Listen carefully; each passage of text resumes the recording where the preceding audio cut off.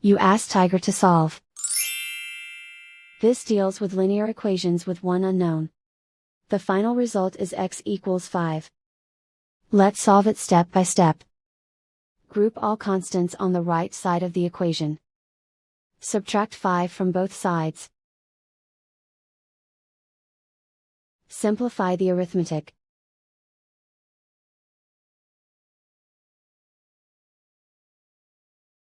Isolate the x. Divide both sides by 4.